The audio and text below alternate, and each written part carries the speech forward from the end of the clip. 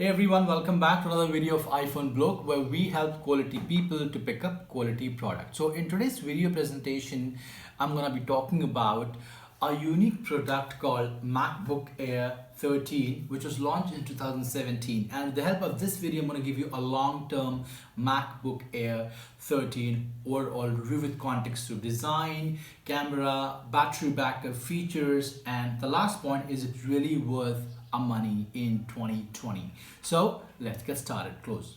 Right. If you could show a little closer. Right. So let's talk about the first point, which is design of this wonderful laptop. The design of this laptop looks absolutely fantastic.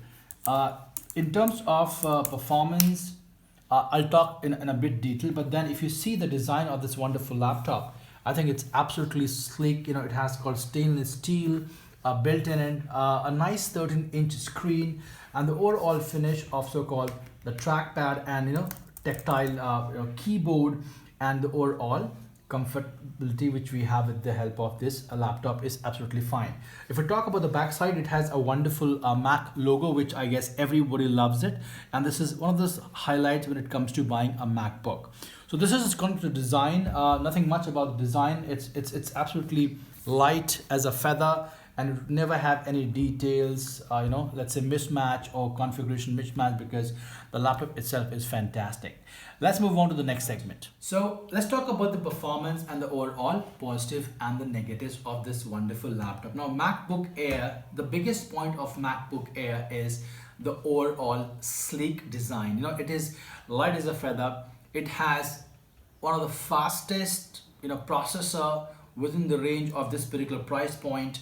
It comes with outstanding, let's say trackpad overall features, sustainability. The response of the pad is absolutely fantastic. So you would never feel a kind of a lag when it comes to using a MacBook.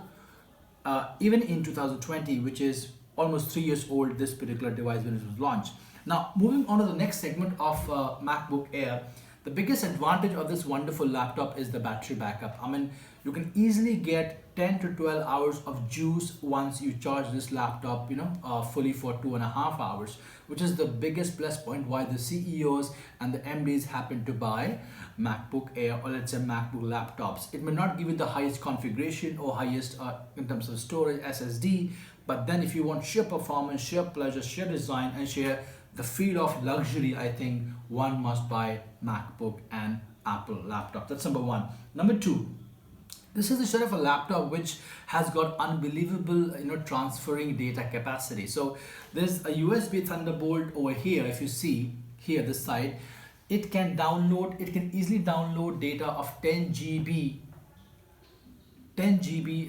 data speed within seconds, within the jiffy. So overall configuration of this laptop while taking a data transfer, while doing heavy files from one file to another, and if you happen to have MacBook Air, I think it makes a lot of sense.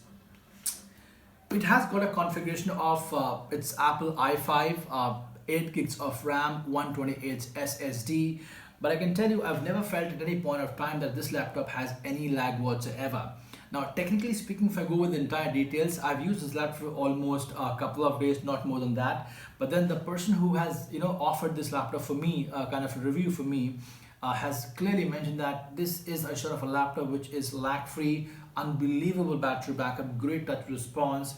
The only drawback is you may not get some of the PDF files, some of the files, the Word files which you want to transfer in this particular MacBook.